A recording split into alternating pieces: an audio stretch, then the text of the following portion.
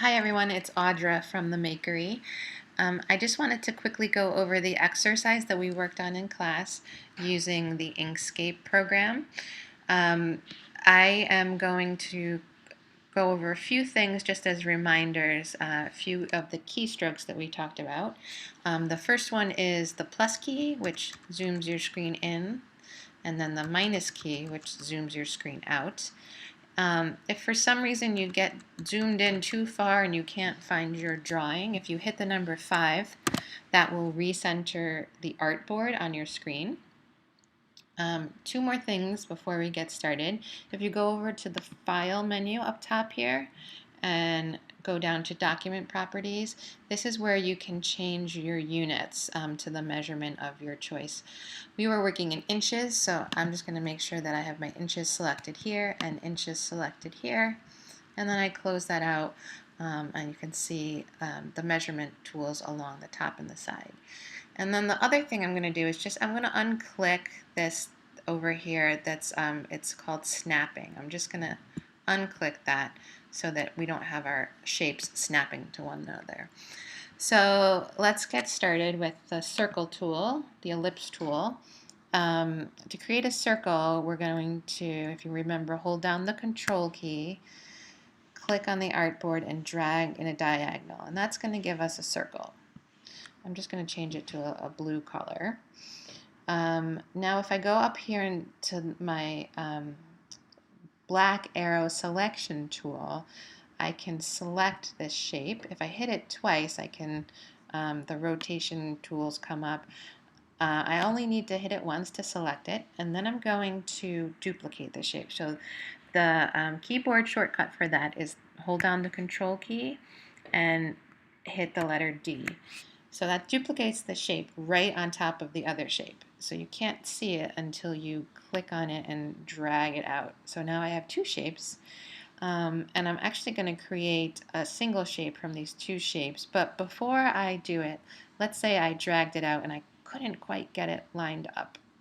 And I wanted to have these be two eyes that were sitting right next to each other. So I can select both of these shapes in a few ways. First, since they're the only things on the screen, I can hit Control A, which selects all. I can also hit one and then hold down the Shift key and hit the other. Now I've got them both selected. Or I can click up in the corner and drag a box around both of these shapes. That's called lassoing, and that will select both shapes that I have on the screen. Now if I go to Object up here on the top menu and go to Align and Distribute, this opens up a panel on the right hand side, and then I can straighten these two shapes out so they're perfectly aligned on the horizontal axis. So I'm going to select this option right here to line up those shapes. And my shapes are still selected. I see I have the dotted outlines, so that means they're selected. If I go up to Path and Union, now that will create one shape here. Okay? So the next thing I'm going to do is create a square. So I'm going to grab my rectangle tool and I'm going to click on the control key and click and drag in the diagonal to make a perfect square. I'm going to go down to the color here and change it to an orange. And then back to my selection tool. This selects the last shape that I was using. Now if I hit it again, I get those rotation arrows. And then I can rotate my beak around.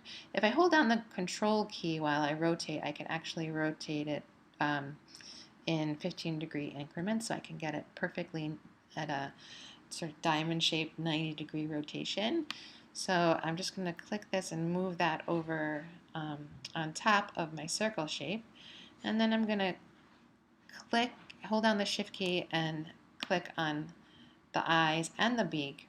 And then I'm going to align them on the vertical axis. I'm going to hit this. They were pretty close, so they didn't move much. Okay, so now I have my eyes and my beak. I'm going to make the body, which I'm going to use the ellipse tool.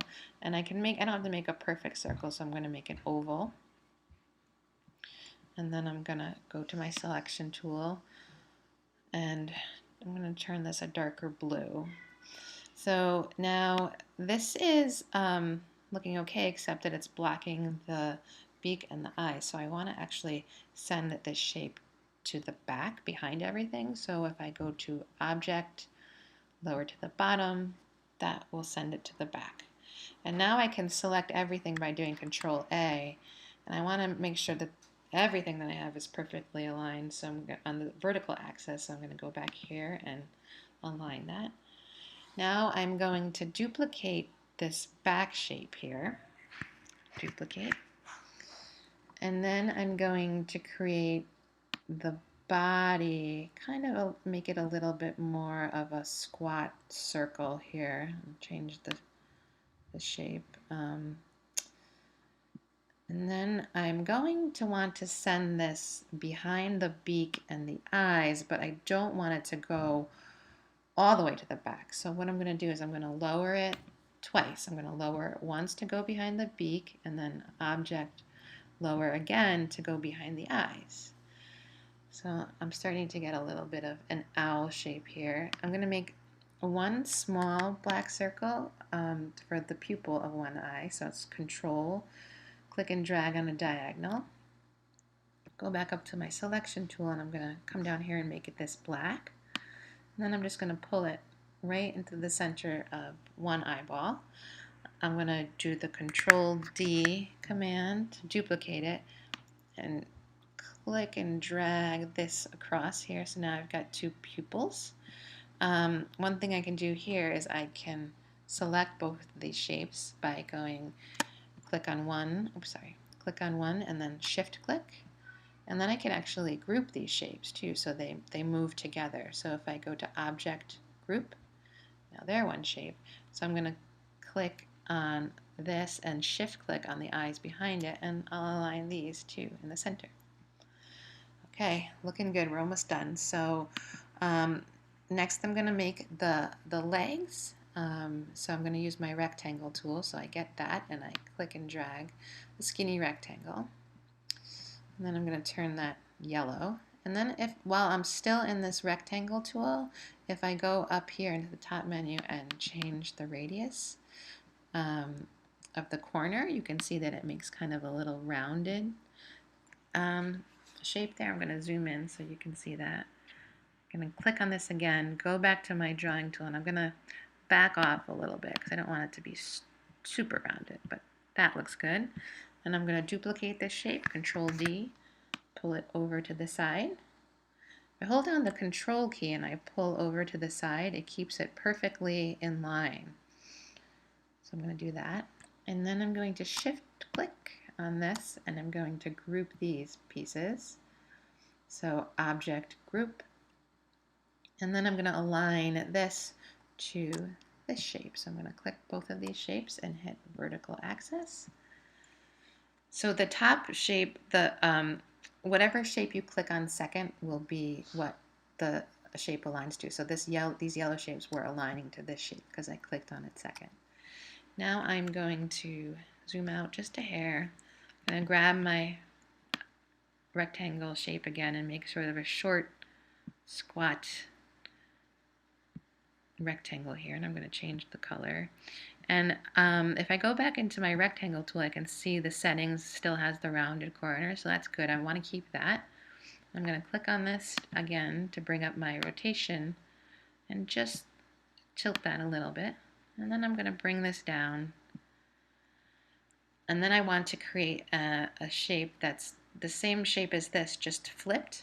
So I can go to Object, and then I'm going to say, oh, I'm sorry, first you want to duplicate, so Control D, so there's another copy on top, and go to Object, Flip Horizontal, and then I'm just going to pull that shape out. And now I can group these two shapes together, and I can center it along the eyes here, and then I'm going to send this shape all the way to the back. So I'm going to go to Object, lower to the bottom. And there you have it. So the next thing that I would suggest is to save your bird, and you do this by going to File, Save As, And here you can name your drawing, and we're going to save this as an Inkscape SVG. And you can save that right on the desktop, and you'll be there whenever you need them. Okay, that's it. See you next week. Bye.